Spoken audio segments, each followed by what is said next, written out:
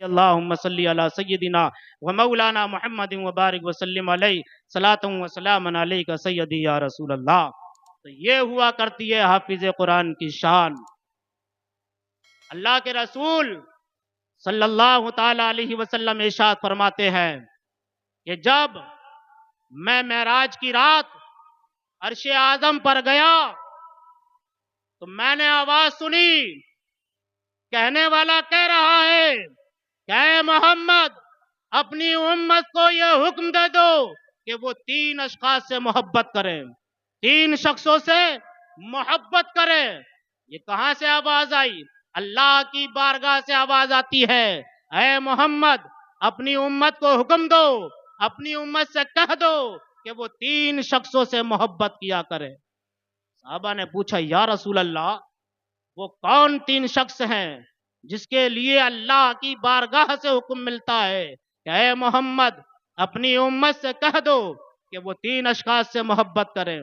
تو پیارے آقا صلی اللہ تعالی علیہ وسلم نے ارشاد فرمایا کہ وہ 3 شخص ہیں، نمبر 1 اپنے والدین کی عزت کرو، اپنے ماں باپ کی عزت کرو۔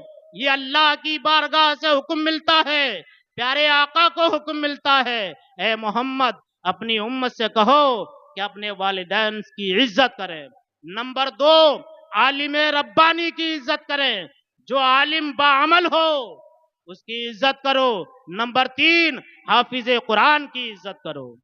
پیارے آقا نے فرمایا کہ معراج کی رات مجھے یہ آواز دی گئی تھی، میں نے خود سنا ہے کہ اللہ کی بارگاہ سے آواز آئی کہ اپنے والدین کی عزت کرو اور عالم ربانی کی عزت کرو، حافظ قرآن کی عزت کرو۔ آگے ارشاد فرماتے ہیں رسول پاک صلی اللہ تعالی علیہ وسلم ارشاد فرماتے ہیں پھر آواز آئی کہ جنت 3 شخصوں کی بڑی مشتاق ہے، بہت انتظار میں ہے۔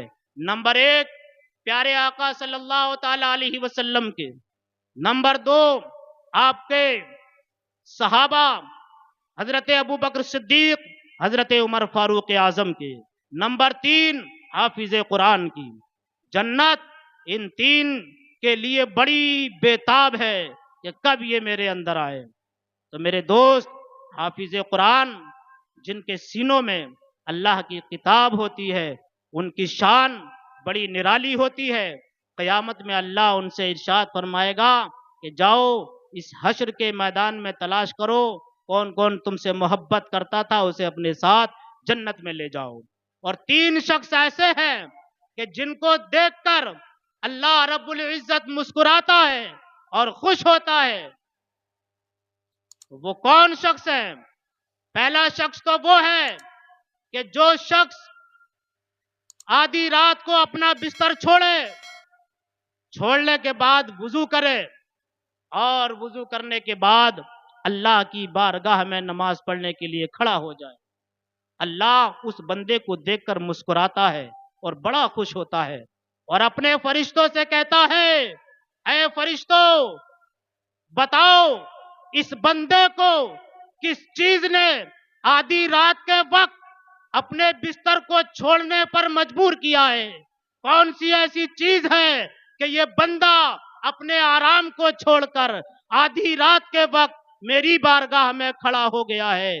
تو اللہ کے فرشتے عرض کرتے ہیں اے مولا تو بہتر جانتا ہے، اے مولا تو بہتر جانتا ہے۔ اللہ رب العزت ارشاد فرماتا ہے اے میرے فرشتوں ہاں میں جانتا ہوں کہ اس کو کس چیز نے کھڑا کیا ہے، لیکن میں تم سے سننا چاہتا ہوں کہ یہ بندہ جو اپنے بسترے کو چھوڑ کر آدھی رات کے وقت وضو کر کے سردیوں کی رات میں میری بارگاہ میں کھڑا ہو گیا، وہ کون سی چیز ہے جس نے اس کو تڑپا دیا ہے؟ وہ کون سا خوف ہے جس نے اس کو تڑپا دیا ہے؟ تو اللہ کے فرشتے عرض کرتے ہیں اے مولا وہ چیز جہنم کی آگ ہے جس سے تو نے انہیں خوف دلایا ہے، اور یہ اس خوف سے اٹھ کھڑا ہوا ہے، اور وہ جنت کی ٹھنڈی ٹھنڈی ہوائیں ہیں جن کا لالچ ان کو ہے، اور اس لالچ میں، اس کے انتظار میں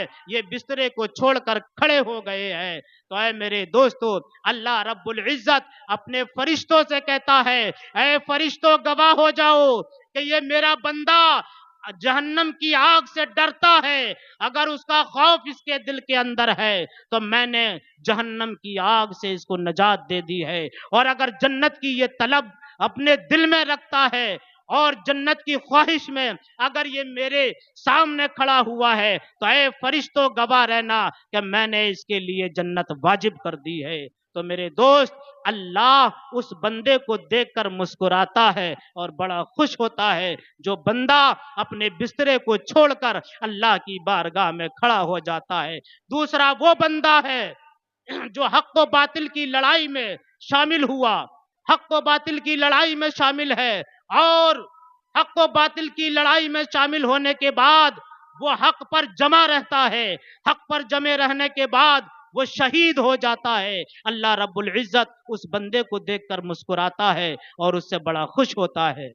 تو میرے دوستو، ہمیں اور آپ کو چاہیے کہ میرے دوست، یہ اسلام، یہ دین ہمیں آسانی سے نہیں ملا ہے، یہ دین ہمیں آسانی سے نہیں ملا ہے۔ نام مسلمان تم نے سوچ لیا ہے کہ بڑا آسان ہے۔ میرے دوست، صحابہ کی تاریخ پڑھ کر کے دیکھو، اسلام کی تاریخ پڑھ کر کے دیکھو، جب تمہیں پتہ لگے گا کہ اسلام تم تک کیسے پہنچا ہے، اسلام ہم تک کیسے پہنچا ہے۔ میرے دوست، غزوہ خندق کا موقع ہے، جنگ خندق کا موقع ہے۔ کفار مکہ جب مدینہ منورہ جنگ کرنے کے لیے آئے، اسلام پر حملہ بولا، تو آقا کے صحابہ سردی کی راتوں میں، بڑی بڑی لمبی راتیں ہوا کرتی تھیں، اور اس خندق پر، جو خندق صحابہ کرام نے کھودی تھی، اس پر پہرا دیتے تھے، ان کی پیٹھ پر برف جم جایا کرتی تھی، لیکن اسلام کی خاطر وہ ڈٹے رہا کرتے تھے۔ آج ہم ہیں کہ ایک نماز پڑھنا ہمیں ٹھنڈ میں مشکل پڑ جاتی ہے، وہ اللہ کے نبی کے صحابی کھجوریں کھاتے تھے، صرف کھجوریں، بھوکے رہا کرتے تھے کئی کئی دن، لیکن اسلام کی خاطر، اسلام کے لیے ایسا پہرا دیتے تھے کہ ان کی پیٹھ پر برف جم جایا کرتی تھی۔ میرے دوست، صحابہ کی تاریخ پڑھ کر دیکھو یہ اسلام تم تک کیسے پہنچا ہے۔ تو میرے دوستو، درود پاک پڑھیے، اللہم صلی علی سیدنا وعلی آل سیدنا و مولانا محمد وبارک وسلم علیہ، صلاۃ و سلام علیک سیدی یا رسول اللہ۔ وقت 11:15 بجے، حضرت کو تقریر کرنی ہے، بھائی یار ایسی کھڑا ہو گیا ہے۔ درود پاک پڑھیے۔ تو آل نبی، اولاد علی، ہمارے امام ہیں ماشاءاللہ، اور اللہ کی